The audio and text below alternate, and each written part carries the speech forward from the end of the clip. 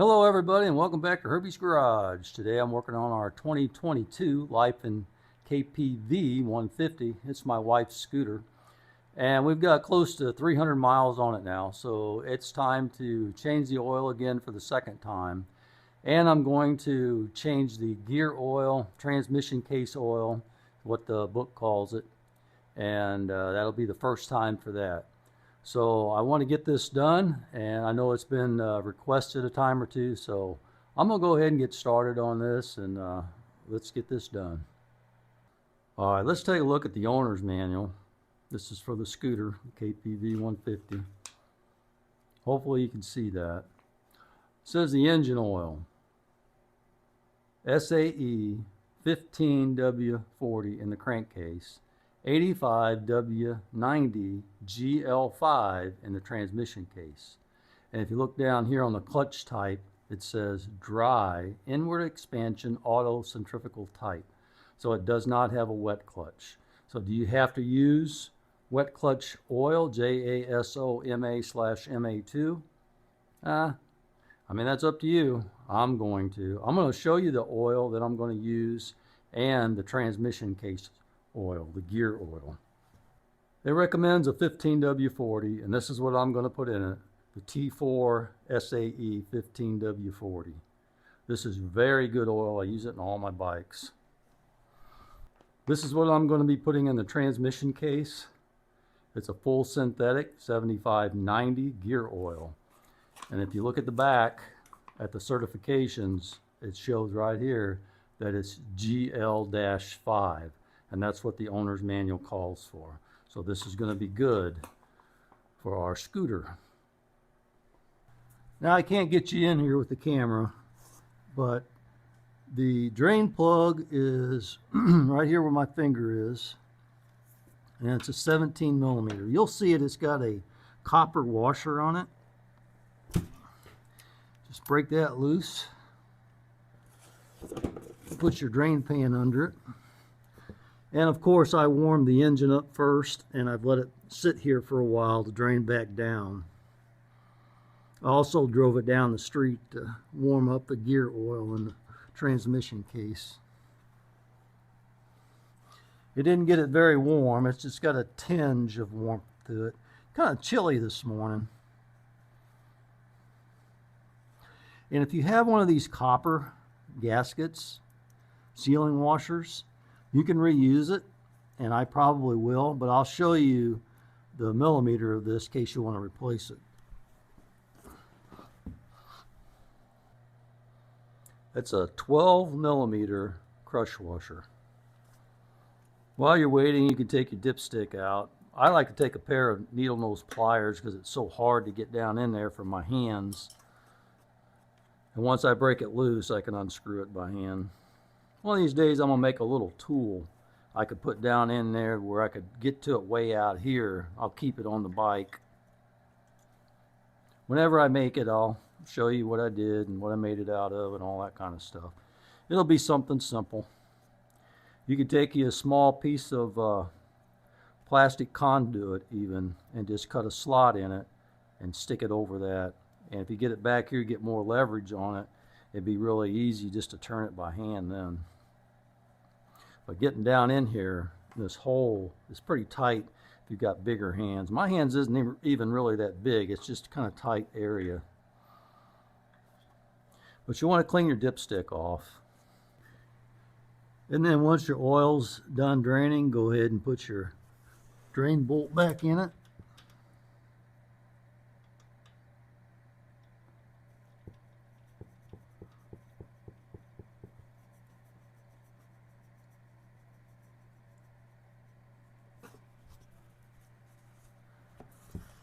I'm going to move our pan to the other side because we have a little bit of work to do over there, but we'll go ahead and tighten this while we're right here.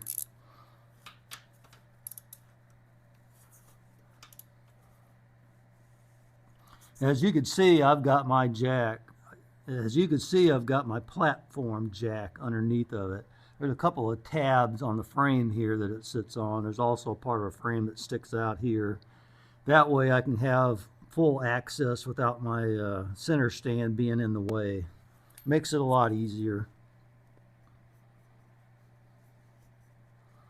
If you don't have one of these platform jacks, I'd say get one. They're really, really handy.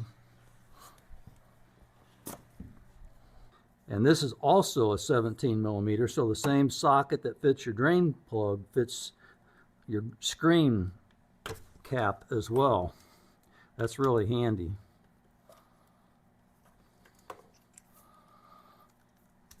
Kind of wish they were all like that. Well, let's go ahead and take this out and we'll see what the screen looks like. Because if it's got anything, any foreign object in it, that's going to be on this screen.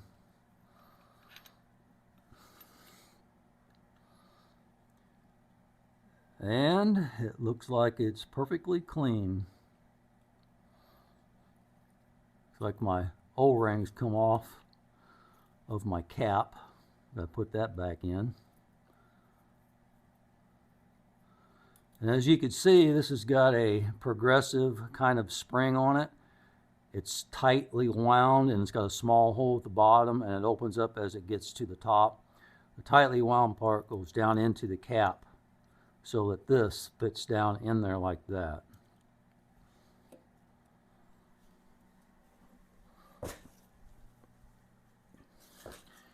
Now I'm going to go ahead and clean this screen. I've been asked before what I use to clean. Well, I like to use the carburetor cleaner or starting fluid. I have used brake fluid. I don't like to use it that much because I think it leaves kind of a residue. And years ago, when I used to do a little mechanic work, at work, they used to frown on using brake fluid, brake cleaner on cleaning anything that has a rubber part on it because they say that it makes it expand and then it ends up deforming it a little bit. But they said that it doesn't do that with starting fluid, so they always wanted to use starting fluid instead. Just a little tidbit of information for you. All right, we're going to clean all this old oil out of the parts. Then we'll take us a nice clean rag and we'll go in here and clean this opening out. There's nothing in there, no metal shavings or any kind of residue, which is good. Okay, I'm happy with that. That's clean. Okay, so we take our cap. I still got plenty of oil on the O-ring. If your O-ring's dry, take a little bit from your drain pan and just put it on your O-ring. Then you take your seal, or then you take your spring, and your screen, put your socket on it because it makes it a little more handy to get it in there. Get it started. And tighten it back up.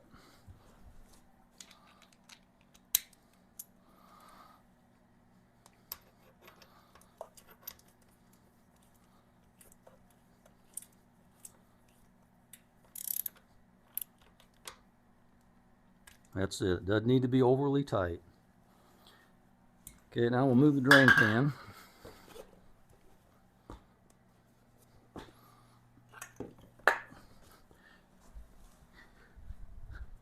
All right, now we'll clean it all up.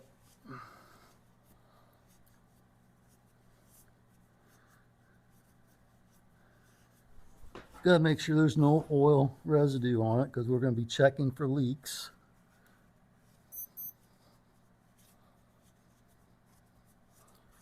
All right, that's good. Okay, this Shell Rotella T4 has a viewing window on the side.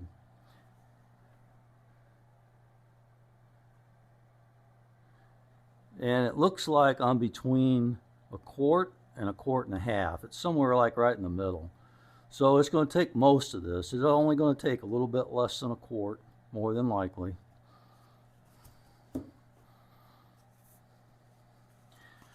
According to the book, it takes 0.9. I'm assuming that that's liters, but liters and quarts are going to be so close when it comes to such a small measurement.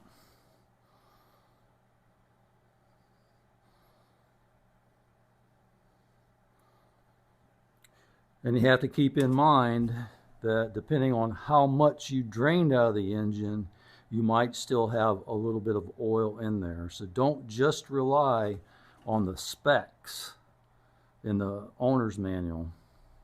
You have to check it with the dipstick. That's the most accurate way. Okay, now in order to check it, you just want to set your dipstick in there till the threads touch. Don't screw it in.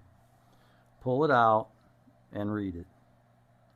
Looks like mine is up to the full mark. That's full right there.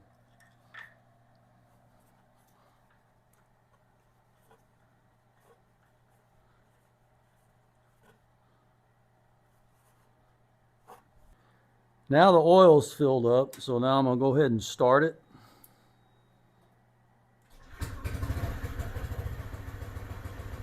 And don't rev it up, just let it idle so all that oil could get circulated in there and fill the whole cavities that it needs to fill.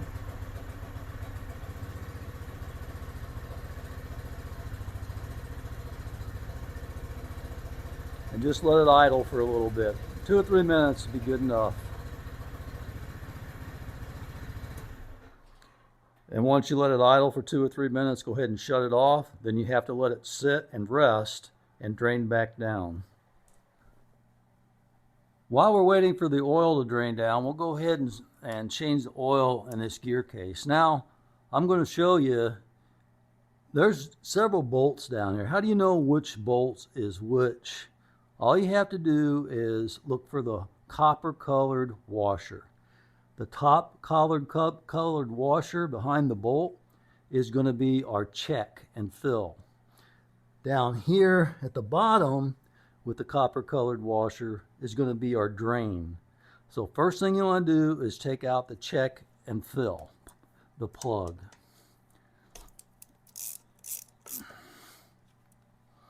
First thing we're going to do is take out this check and fill plug, because we want to see how much oil is actually in it.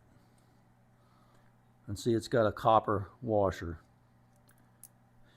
Now see, this should be coming out and it's not. So this is low. Boy, that was tight. Okay, now we'll take this all the way out and we'll let this drain out.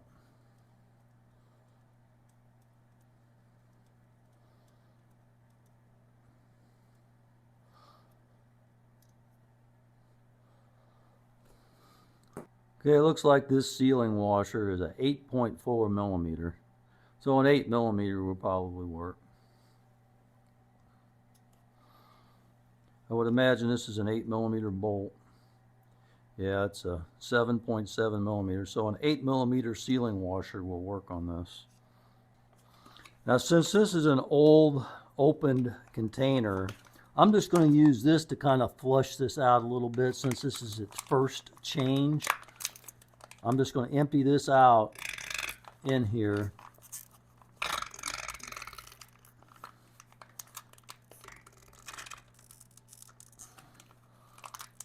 And that'll kind of flush the system out a little bit.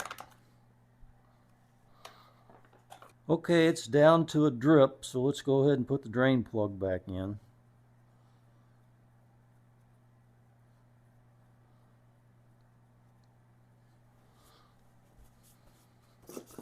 This is 10 millimeter, by the way.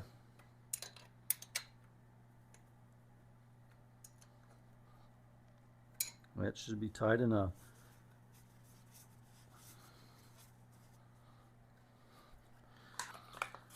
All right, now to fill it, we'll just take the cap off. You got to cut the top off, and there's a thing on the inside. You have to take this off and peel it off. And you're ready to go. Just stick this in the hole.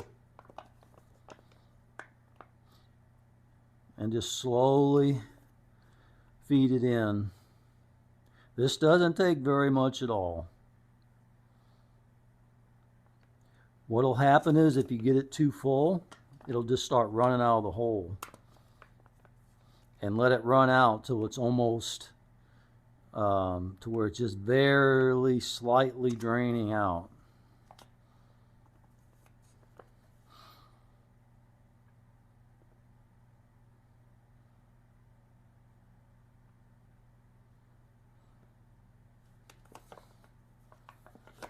Okay, see how the oil's running out now? You don't want this too full, so let a little bit drain out to where it's just barely coming out, and then you can put your plug in. Okay, that's just barely coming out now, so I'll go ahead and put the check and fill plug back in. That's good enough. Clean everything up so it looks like a professional job.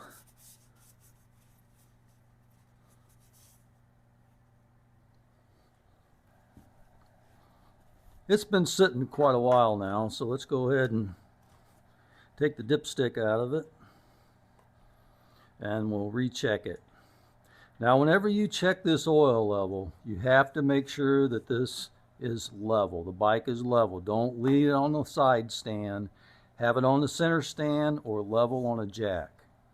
Then you put your dipstick in and just let it rest on the threads like I said earlier and check it. Mine's right up to the top of this small area to the bottom of the big area. That's full. So I'm good.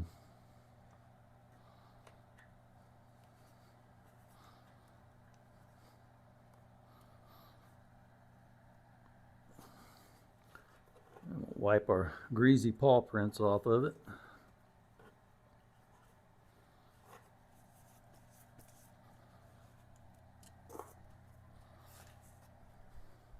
Boy, there's just something satisfying about getting your oil changed and the gear oil, transmission oil, whatever you want to call it. You know, you caught up with your maintenance and you're good to go. If you take care of your scooter will take care of you. So anyway, that'll do it for this video. I appreciate you guys coming along. This was on my wife's 2022 Lifan KPV 150 scooter. We purchased this through Venom Motorsports USA.com if you're interested in that. We got a good deal on it, I think. I mean, the scooter seems to be a good quality scooter, and so far it's so good. It's been good for us. For my wife especially, that's who I wanted it for. I'd probably ride it more than she does, to be honest. But I'm hoping at some point she'll ride it more. Anyway, that's all I have for you today. I appreciate you guys coming along, and I'll see you on the next one.